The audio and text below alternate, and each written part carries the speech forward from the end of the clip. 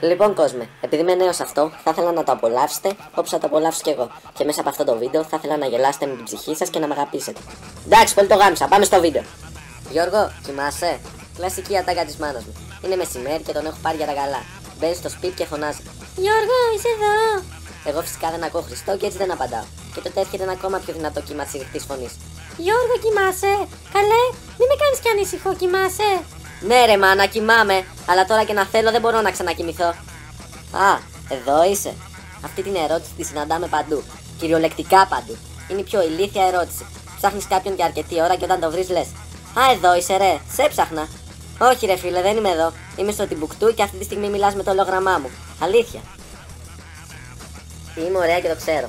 Εδώ ανήκουν κοπέλες που είναι πολύ όμορφες και ακούνε συχνά κοπλιμέντα. Όχι όμως όλες, αλλά αυτές που δεν έχουν μάθει να δέχονται τα κοπλιμέντα που τις κάνουν. Λόγου χάρη λες σε μια κοπέλα: Είσαι πολύ όμορφη σήμερα ή σου πάει πολύ αυτό το φόρμα. Και σου απαντάει: Το ξέρω. Παίρνοντας το ύφος της μισελάς. Λοιπόν, κοπελιά, την επόμενη φορά που θα μου πεις κάτι παρόμοιο, δεν θα διστάσω να σου πω: Ναι, αλλά δεν ταιριάζει με τα άσχημα και μάτα κυταρίτιδα χοντρά σου μπούτια. Και μην αναρωτηθείς το γιατί. Αυτοί που αρνούνται ότι ξεκίνησαν το κάψιμο από μαγιά. Όχι, ρε φίλε. Θες να με κάνεις να πιστέψω ότι άρχισες το τσιγάρο για αρχές συνταλκάδες όταν ήσουν 8 χρονών και περνούσες δύσκολα επειδή έβαζαν τα ίδια επεισόδια του Bob. Και για να ξεφύγεις λιγάκι είπες: Τι να κάνω για να καταπνίξω τον πόνο μου? Δεν αρχίζω το κάπνισμα. Καλή ιδέα. Με το ίδιο σκεπτικό θα μπορούσες να ξεκινήσεις την ηρωίνη και τώρα να ήσουν νεκρός και να μην μας τα έπαιζες. Κουνούπια. Τον τελευταίο καιρό τα κουνούπια έχουν πιει το μισό μας αίμα και συνεχίζουν να διψάνε τα γαμημένα. Μα δεν μπορώ να καταλάβω. Ο Νόε δεν μπορούσε να ξεχάσει δύο τόσο μικρά πλασματάκια και να μην τα βάλει στο πλοίο του με τα άλλα ζώα? Τόσο μαλάκα ήταν πια ο άνθρωπος. Ειλικρινά, έχω βαρθεί να ξυπνάω στη μέση του ύπνου μου από τα σπαστικά ζουζουνίσματα και να παίρνω τις πόδες από τα χελονονιτζάκια ώστε να αμυνθώ. Οι γυαλιστερές γάμπες. Αναφέρομαι στους άνδρες οι οποίοι ξυρίζουν τα πόδια τους με την δικαιολογία: Ξέρεις, όταν ήμουν 8 χρονών έπαιζα ποδόσφαιρο και ξυριζόμουν για να μην με ενοχλεί επικαλαμίδα στο πόδι, και έτσι μου έμεινε. Ξέρεις κάτι, ρε φίλε? Και εγώ παίζω ποδόσφαιρο από 5 χρονών και ποτέ μου δεν ένιωσα την ανάγκη να ξυρίσω τα πόδια μου. Πόσο μάλλον εσύ που η θέση που παίζεις είναι δεξιπάγκο. Είναι χαζό να ξυρίζεις τα πόδια σου επειδή πρέπει να ξεχωρίζουμε σε ορισμένα πράγματα από το γυναικείο φύλο. Οι άκυροι που σου εύχονται χρόνια πολλά από το Facebook. Κάτσε, ρε φίλε, για να καταλάβω. Μέχρι χθες δεν μου μιλούσες καθόλου από την κανονική ζωή και αποφάσισες ξαφνικά να μου στείλεις στο Facebook χρόνια πολλά. Άντε και γαμίσου, ρε μαλάκα. Αυτοί που τρώνε πολύ αργά.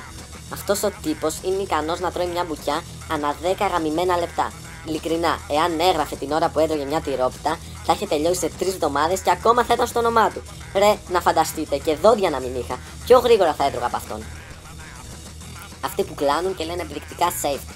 Δεν ξέρω αν το έχετε προλάβει, αν το έχετε παρατηρήσει πουθενά, αλλά ήθελα να ξέρω ποιος έβγαλε αυτή την παπαριά ορκής και την πενεύεται και από πάνω. Όπα, μάγκες, αυτή θα είναι καλή. Αχ, safety. Τι ασφάλεια μου λες, ρε φίλε. Αντί να απομακρυνθείς καμιά δεκαριά μέτρα με κόντρα τον άνεμο, κάθεσαι δίπλα μου και πισωκροτείς ασύστολα. Την επόμενη φορά που θα κάνεις κάτι παρόμοιο, θα έρθω και θα κλάσω μέσα στη μούρη σου και θα σου πω και safety. Έτσι, για να σε προειδοποιήσω. Η σκληρή πίσω από τις οθόνες. Μοχθηρός, αιμοβόρος όπως πάντα. Ο σκληρός συχνάζει πίσω από την οθόνη του υπολογιστή του και βρίσκεται ολημερή στο Facebook. Προσπαθεί να το παίξει γαμάτος, φοβίζοντας τους φλόρους όπως τους αποκαλεί με διάφορα πολιτικά μηνύματα. Είναι ολολόγη και πραγματικά σου πρίζει τα παπάρια με τις φλιαρίες του και τις απειλές του. Θεωρείται τον εαυτό του κακό και επικίνδυνο γκάνγκστερ και γιο μαδαφάκα, και αν τύχον το συναντήσει στο δρόμο, μην του μιλήσεις καν. Δεν αξίζει, πίστεψέ με. Βέβαια, υπάρχει και κάτι άλλο που μπορεί να κάνει ο σκληρός για να ανατρέψει την κατάσταση. Όπως για παράδειγμα, να πεθάνει.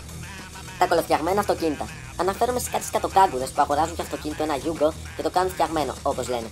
Βάζουν αεροτομή, φωτάκια νέων παντού, τρυπά την εξάρτηση για να κάνει θόρυβο και έβγανε και το καρναβάλι της Αγίας Ψωλής. Και σε ρωτώ, ρε φίλε Βλάχο, τι θέλεις στην αεροτομή? Για να παίρνεις καλύτερα τις τροφές και να μην σου φεύγει το αυτοκίνητο από την υπερβολική ταχύτητα των 80 χιλιόμετρων την ώρα? Φίλε, το αυτοκίνητό σου έχει 60 άλογα, από τα οποία τα 20 είναι ψόφια. Χώνεψε το καλά λοιπόν και σταμάτα να κάνεις το αυτοκίνητό σου να ακούγεται σαν Ferrari. Όταν ακούω αυτό, θέλω να βλέπω Ferrari και όχι ένα για τον μπούτσο αυτοκίνητο που μπορεί να κολλήσει το δρόμο αν πατήσει τσίχλα.